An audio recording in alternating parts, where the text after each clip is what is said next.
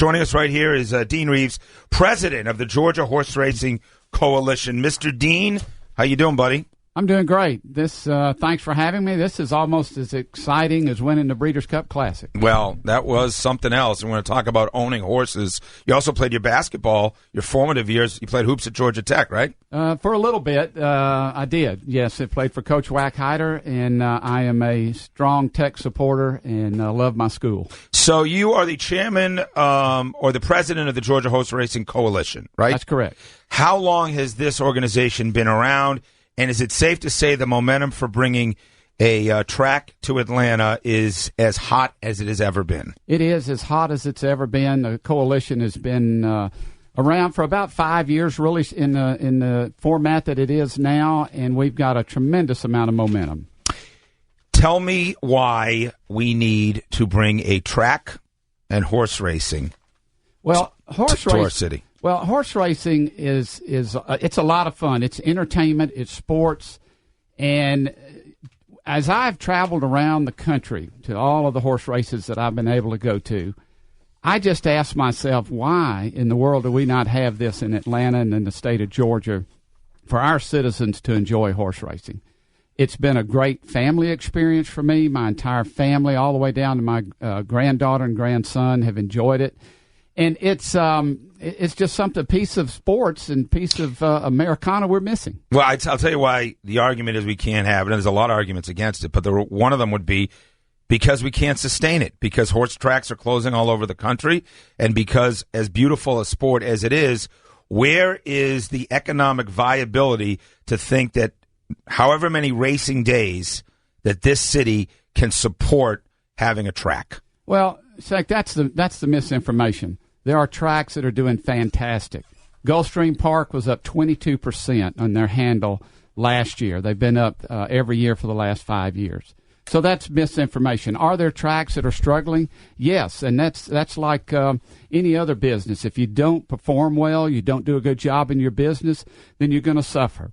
So, but where is the research that you guys have done, or the data that suggests that there is enough interest? Again, nobody doubts that there are going to be phenomenal weekends, and there's going to be days like today where it's just like, what better place to be? But how do you sustain the kind of interest that you need to keep a track viable? What you do is run a boutique meet. You run 20 to 30 days in the fall, 20 to 30 days in the spring. That way you're not fighting the cost year-round. Right. And you put yourself into a unique spot on the racing calendar, and then that makes it work. The business model today is different, and that was changed through the Internet. Not everybody goes to the track as much as they used to. They go for big days. They go for boutique meets, such as a Saratoga is open for 6 weeks. That's all they're open for the year, and they're packed every day. So your idea is to have a full-service type venue around this racetrack. How many other racetracks in the country have that, where there'll be the shops and the breeding, along with maybe apartment complexes? What's going to happen in this? The only other track even similar to this is Gulfstream Park, and that's leading into why they have like 22 restaurants or shops in there, bowling alley, things for people to do. So our track will be a year-round entertainment complex built around a horse racing facility that it will have many other equine events.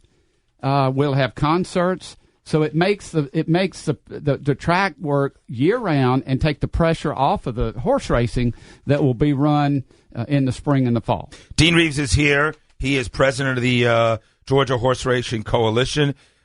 He is part of a group desperately trying to bring a beautiful track to Atlanta. The website, if you want to go check it out, gahorseracing.org. So tell me, where are the spots that are being considered? How much land, and where are the places being considered? We're looking in the 5-county area. We're going to need approximately 250 acres because this complex will include hotel components. It'll include condo components, shopping, restaurant component, concert components. So it's quite an undertaking. 5 counties inside the perimeter? No. Just 5 You take, we've got to have 250 acres, Right. so I'm not sure that inside the tough to perimeter find. we can find that. But there's a lot of good areas very close to Atlanta that we can reach, whether it's South Atlanta, North Atlanta, and we're beginning to look around because we got great momentum and think it's time now to start thinking about some locations. All right, let's talk about some of the folks that are going to be up against you. Certainly. Now, the process is it has to get through state Senate to get to a That's vote. correct. Is that right? That's correct. We need a 2/3 majority vote in the Senate and the House. All right. First off is we're in the Bible Belt. It's more gambling. If we don't want casinos, why do we want horse racing? Well, you want horse racing because we're creating quite a few jobs. I mean, we're talking over 5,000 jobs. We're creating dollars every year for the Hope Scholarship. We're making contributions to the University of Georgia Vet School. And the key thing, too, is 87% of the money that's going to be wagered comes from outside the state of Georgia. So we're getting free money. And so I think that's everybody needs to understand that.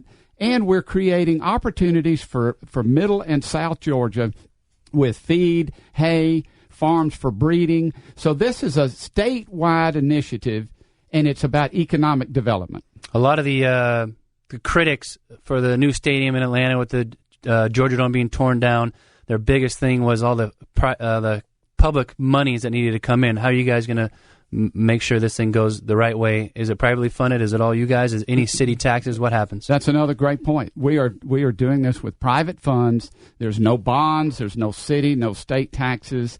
And in our bill also, if a city or county does not want a track in their area, they can vote against that themselves after this is passed.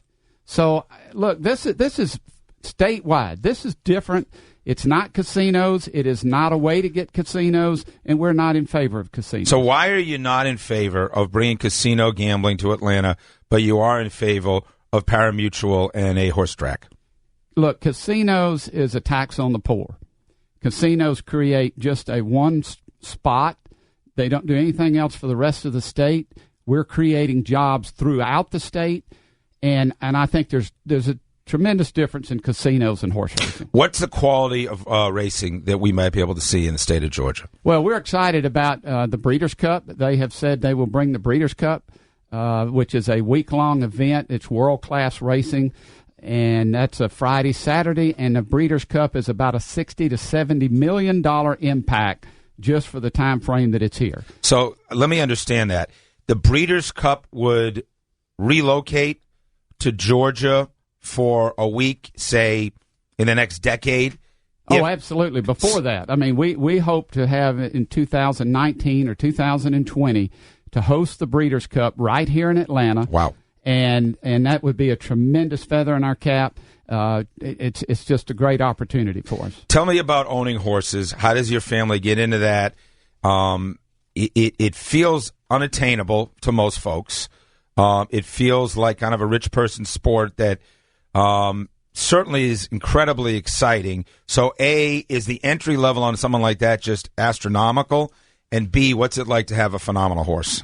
It is not astronomical. You can get into horse racing so easily. You can go into a partnership. When I owned Mucho Macho Man, I had partners in that invested $800. Wow. That's how much they paid to own 1% of Mucho Macho Man. And that's the youngest horse to ever run all three legs of the Triple Crown. So you're telling me you sat at the Kentucky Derby and Mucho Macho Man and the Preakness and the Belmont and all three races, Mucho Macho Man? That's right. I was there. It was the most exciting time of my life, and I have met some of the most wonderful people in this business. We had 100 people walk with that horse on the track Kentucky Derby Day. It was an incredible experience, and again, a lot of those people, more than one, paid $800 for their investment in Mucho Macho Man. How friggin' nervous are you when you're getting ready to see the Kentucky Derby and your horse is in it? Beyond nervous. I mean, it probably was couldn't crazy. breathe, right? I couldn't breathe. Did you have like 12 mint juleps right before? I was shaking. I couldn't drink because I was shaking so bad. How did she run? We finished third and almost got second. He just ran a tremendous race. Wow. So That's you were right. in the money. We were in the money. What a $2 bet pay me on Mucho Macho Man? He paid pretty well because he went off 8-1. Wow. But the exciting thing was the amount of races and where he took us following that. And I'm happy to announce he just, as a stallion he is now, and he just had his first foal in New York 4 days ago. So his career is underway. So he's out to stud. He is out to stud and doing great. Great life. Great life. Yep. So let me ask you about, do you need gambling within the facility, video poker, any of things like that a lot of these drive a lot of revenue off season? No video poker. This is strictly about horse racing. And really, you'll only be able to go bet at the track. Right. We have taken out all the off-track betting. Will not be around the state. And so the betting will be at the track. And again, as I said, the Internet has provided that so much of the money, and this is a signal that goes out for our races from Atlanta, that will go around the world. That's England, Ireland, Australia. Those folks will be wagering on our signal in our races, and that money comes back to Georgia to send our kids to school. That, to me, is a great deal. Dean Reeves is with us, finishing up with him. He is the president of the Georgia Horse Racing Coalition. To learn more, go to GAHorseRacing.org. Obviously, you've done your research and had different polls taken. What's it look like as far as public opinion, as far as getting this thing passed, and people in and around Metro Atlanta wanting the horse track? Yeah, thanks, Brian. That is very interesting to see that just the other day, the Atlanta Business Chronicle did a poll, and 84% of the people polled are in favor of bringing horse racing to Georgia. I can just imagine. So tell me, during the season, is it day and night races? Is it how many in a course of a week when you're in season? How many what do you call them? Cards? There's a horse racing. Yeah, like Gulfstream Park races Wednesday through Sunday. Day and night? No, they start at 12:30 and they're finished up about 5:30. Okay. So there are some tracks. I think Penn National runs at night so that you get a different audience. Mm-hmm. But most of your major tracks are daytime races. Are daytime races, and they all have their schedules. So right now, Churchill Downs is closed. Keeneland's closed. They're running at Gulfstream Park. So there are people that will just be traveling and spend those weeks here to be at the track, so it's money coming in from out of state. We'll get out-of-state money, tourism, and also understand that the horses are much like golfers. Mm-hmm. That they move from, say, if they're running in New York in the summer, then in the fall they move to Kentucky, and then in the winter they go to Florida. So as they travel through Georgia, we're going to pick them up in the spring and the fall and have great racing here. Does Mucho Macho Man recognize you when you come see him? Every time. You guys have a good relationship? We do. He's a very intelligent horse. Yeah. What's the best thing about his personality? His intensity. Yeah. Let me tell you, when it came to be race day, that horse was ready to go. He was fired up. Game face. Yeah, I heard you do not want to. Bill Russell used to throw up before every playoff game. You know what Mucho Macho Man used to do? What? I don't want to know. He'd do a number 2, but like enormous on race day, just to clear out. What you didn't want to do is go up and hug him on race day. Because he was pretty intense. Let me ask you, Mucho Macho Man is your horse. Here's the thing. We have, I don't know if you know this, unprecedented influence, Brian and myself, on the front row. Unprecedented influence. And we can keep pushing this thing, and we're happy to do it. However, how many horses do you have out right now? How many are you breeding? Or I own 30 horses. Okay. Some of those I'm breeding, and I have 12 in training at the moment. All right. So the front row is a great name for a horse, is it not? Absolutely. I mean, it just makes sense. Makes sense. Totally. So you need to name one of your horses the front row. The front row, you got it. One of your better horses. Yeah. It won't kill you to think about Atlanta Eats. Whoa, wait Steaky, Beefin 86. I think all of those names are taken. Finwin. Yeah. Finwin, right? Finwin. Yes. Yeah. But let's start with the front row. And then something you got it. Baby steps. Yeah, something our listeners can follow in all seriousness. So we know when the front row is running. We'll go to one of the tracks when the front row's running as well. We'll right? get a piece of this horse too. Yeah. I got $800. Absolutely, and I think it should be one of Mucho Macho Man's babies. I like it. I like it. Let's just hope that name is available, and if the listeners don't run out and take that name from us real quick, we'll do a variation of the front row if it's not Stakes front row, fins front, you know, all kinds. 680 the front row. 680 the front, sure. I love it. Right? Yeah, we will make it happen. And we will continue to promote you in all seriousness. and we'll get this thing done. You get us a horse, everybody's happy, right? GAHorseracing.org. Dean, good luck to you. Thank you very much. We appreciate it. It was a lot of fun. I just said to Finn, picture us getting off the air around 12 o'clock on a day like today and spending our day down at the track. Now, Uber may take us home, I promise you, but it'd be phenomenal. That's so okay. much fun. Well,